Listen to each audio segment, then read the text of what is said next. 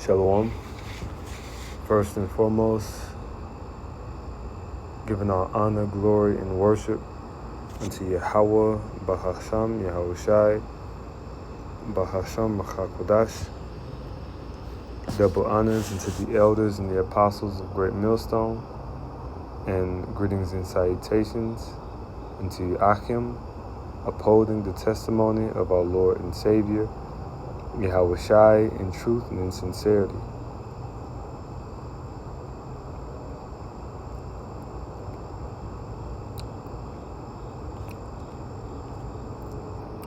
I'm doing an overview of Deuteronomy, the 24th chapter. Verse 1, it says, when a man, this is the law, when a man hath taken a wife and married her, and it come to pass that she find no favor in his eyes, because he hath found some uncleanness in her, then let him write her a bill of divorcement, and give it in her hand, and send her out of his house. Doesn't say anything about a woman divorcing a man.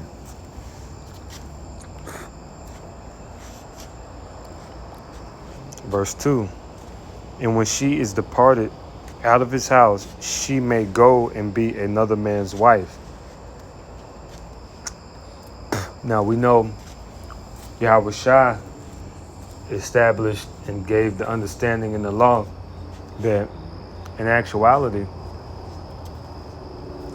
you know, from the beginning, that's really for the hardness of our hearts as man in the flesh, that was put into the law. But in actuality, a man and a woman are not supposed to get divorced. You know, and truthfully, if you marry a woman that's already been married, then you commit adultery. That's the truth.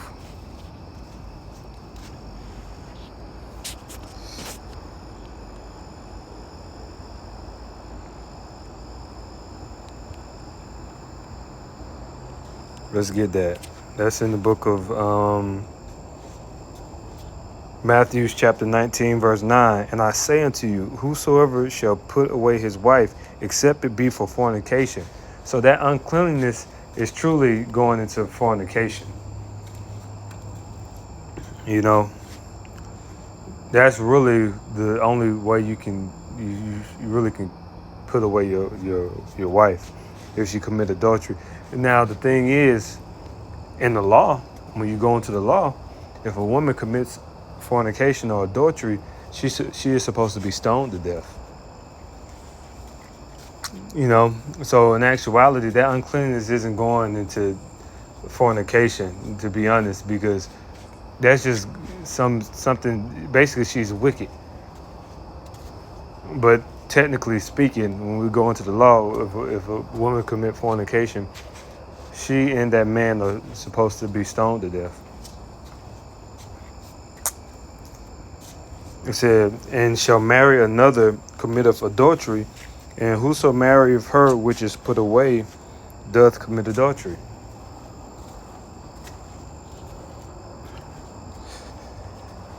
And the thing is, if you don't have the blood of Yahushua, if the Lord doesn't find grace and speak on your behalf before the heavens, you are done. We're done, because we've all committed adultery.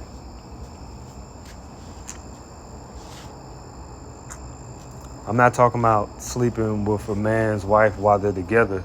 I'm talking about what the law just said, because the women that we deal with have already had other men. Oftentimes multiple men. It's just, see, we need salvation. This is a terrible world we live in.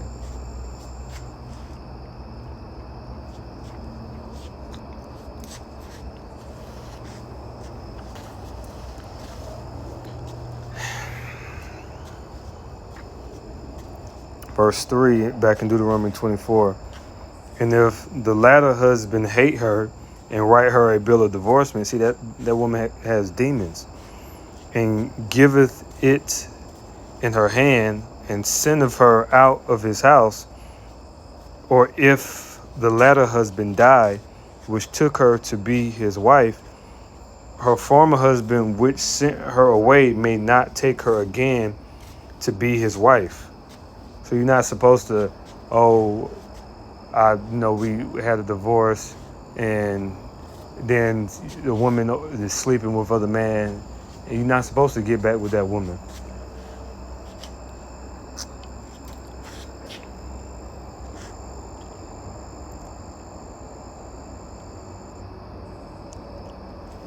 After she is defiled, right, because she became defiled by sleeping with another man.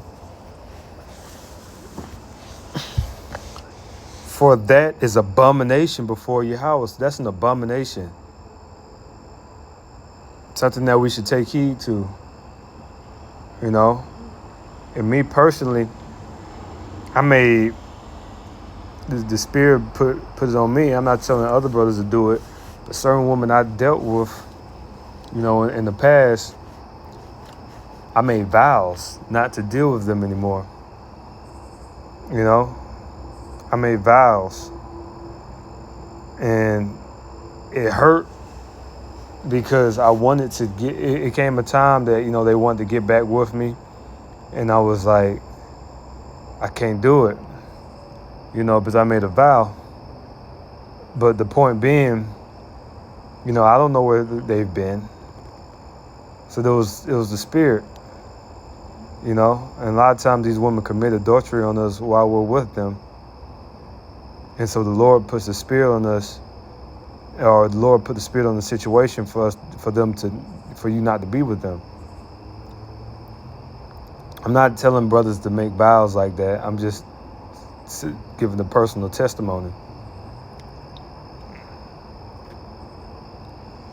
See, it says, for that is abomination before Yahweh, and thou shalt not cause the land to sin, which Yahweh thy God giveth thee for inheritance. Verse 5, when a man hath taken a new wife, he shall not go out to war. This is a separate situation.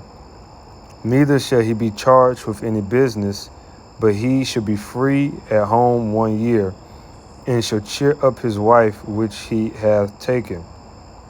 No man shall take the nether or the upper millstone to pledge, for he taketh a man's life to pledge. And that's going into, the millstones were used a lot of times for people to make money and for them to process their food.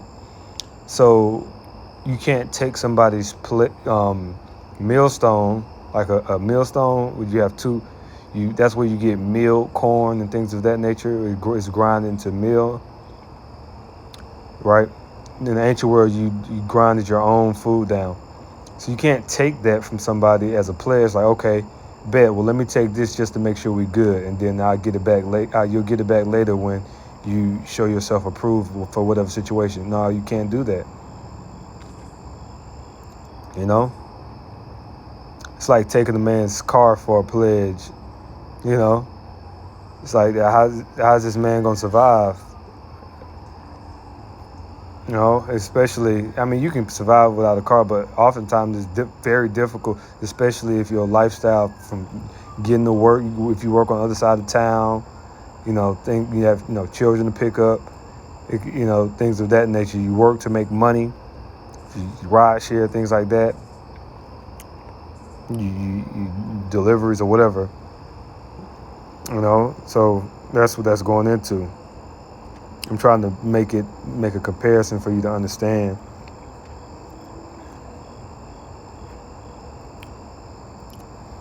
Verse 7, if a man be found stealing any of his brethren of the children of Israel, all right, which is, basically trafficking people, and make of merchandise of him or sell of him, then that thief shall die. So if you traffic people of Israelites, if you traffic other Israelites, you're supposed to be put to death.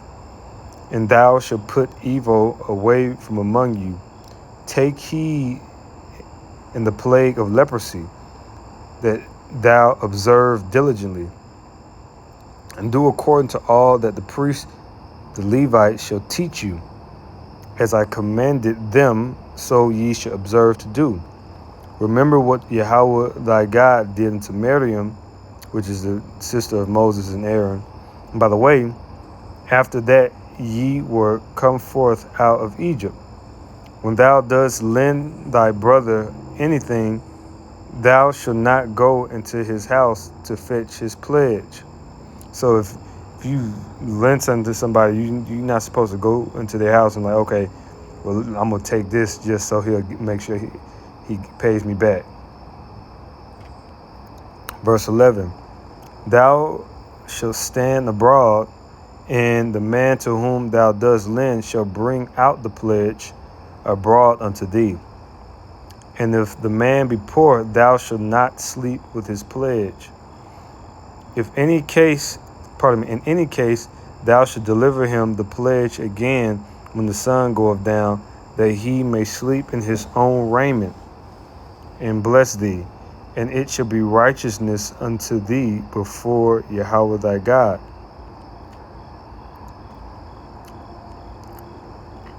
Because the poor man doesn't have anything, so you're not supposed. He needs, raiment. He needs housing. He might have a tent to live in, Verse 14, thou shalt not oppress an hired servant that is poor and needy, whether he be of thy brethren or of thy strangers that are in thy land within thy gates. Verse 15, at his day thou shalt give him his hire, neither shall the sun go. So you're supposed to pay people what you owe them every day by the law.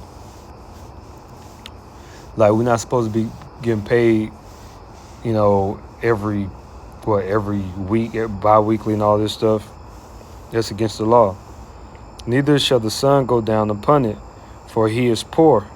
Especially poor is really going into, poor people, and setteth his heart upon it, lest he cry, which we are technically, we would be considered the poor.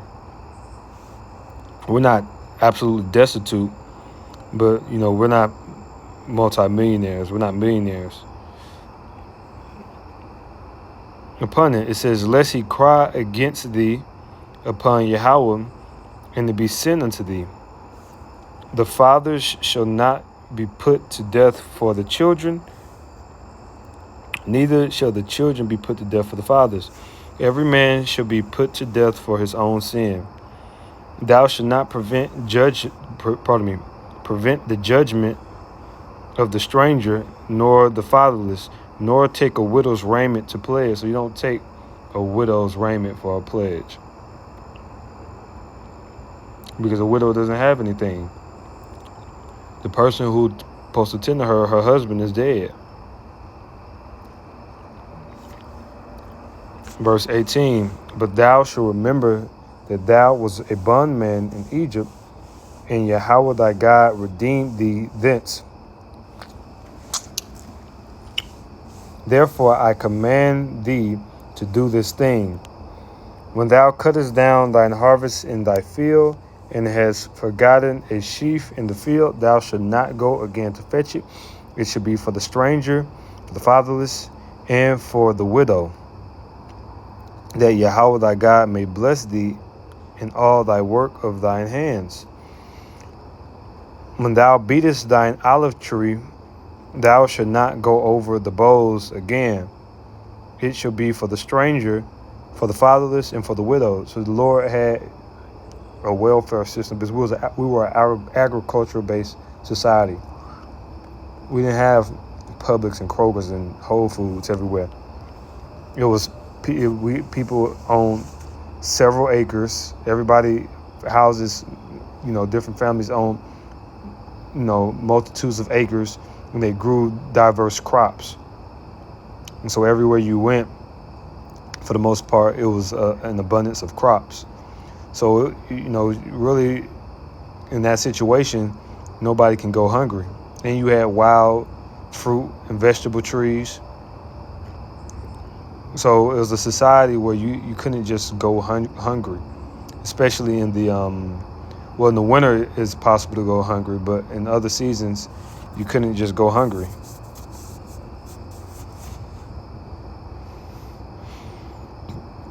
Verse 21. When thou gatherest the grapes of thy vineyard, thou shalt not glean it afterward. It shall be for the stranger, for the fatherless, and for the widow. Verse 22. And thou shalt remember that thou was a bondman in the land of Egypt. Therefore I command thee to do this thing. All right. So that's just Deuteronomy, the 24th chapter. Lord willing, it was edifying, giving all praise to Yahweh B'Shem Shai. Shalom.